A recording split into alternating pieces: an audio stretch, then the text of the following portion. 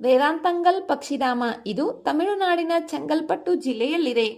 ಇದು ದೇಶದಲ್ಲೇ ಅತ್ಯಂತ ಹಳೆಯ ಪಕ್ಷಿ ಸಂರಕ್ಷಿತ ಪ್ರದೇಶಗಳಲ್ಲಿ ಒಂದಾಗಿದೆ. ಇದು ಇವಾಗ ಏಕೆ ಸುದ್ದಿಯಲ್ಲಿದೆ ಎಂಬುದನ್ನು ತಿಳಿದುಕೊಳ್ಳೋಣ. ಈ ಪಕ್ಷಿಧಾಮಕ್ಕೆ ಸಾವಿರಾರು ವಲಸೆ ಹಕ್ಕಿಗಳ ಆಗಮನವಾಗಿದೆ. ಆದ್ದರಿಂದ ಈ ಪಕ್ಷಿಧಾಮ ಸುದ್ದಿಯಲ್ಲಿದೆ.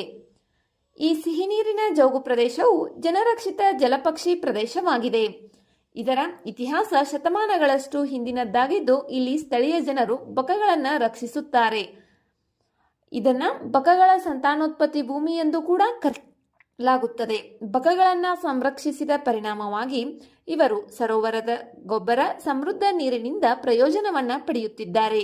ಇದು ಕೃಷಿ ಇಳುವರಿಯನ್ನ ಬಹುಪಟ್ಟು ಹೆಚ್ಚಿಸುತ್ತದೆ. ಈ ತಾಣವು ಅಂತಾರಾಷ್ಟ್ರೀಯ ಮಟ್ಟದಲ್ಲಿ ಪ್ರಮುಖ ಪಕ್ಷಿ ಮತ್ತು ಜೀವ ವೈವಿಧ್ಯ ಪ್ರದೇಶ ಎಂದು ಗುರುತಿಸಲ್ಪಟ್ಟಿದೆ. ಇದು ಕೋರಮಂಡಲ ಕರಾವಳಿ ಜೈವಿಕ ಪ್ರಾಂತ್ಯಕ್ಕೆ ಸೇರಿದೆ. ಇದನ್ನು 2022ರಲ್ಲಿ ರಾಮ್ಸರ್ ತಾಣವೆಂದು ಗೊತ್ತುಪಡಿಸಲಾಯಿತು.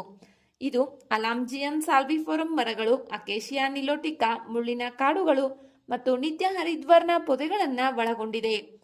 ಇದು ಕಪ್ಪು ತಲೆಯ ಐಬಿಸ್, ಯುರೇಷಿಯನ್ ಸ್ಪೂನ್ಬಿಲ್, ಕಪ್ಪು ಕಿರೀಟಧಾರಿ ರಾತ್ರಿ ಹೆರಾನ್ ಮತ್ತು ಬಣ್ಣದ ಕೊಕ್ಕರೆಗಳಿಗೆ ನೆಲೆಯಾಗಿದೆ.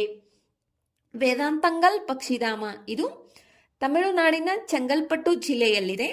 ಇತ್ತೀಚೆಗೆ ಈ ಪಕ್ಷಿಧಾಮಕ್ಕೆ ಸಾವಿರಾರು ವಲಸೆ ಹಕ್ಕಿಗಳ ಆಗಮನವಾಗಿದೆ. ಆದ್ದರಿಂದ ಇದು ಸುದ್ದಿಯಲ್ಲಿದೆ. ಇಲ್ಲಿ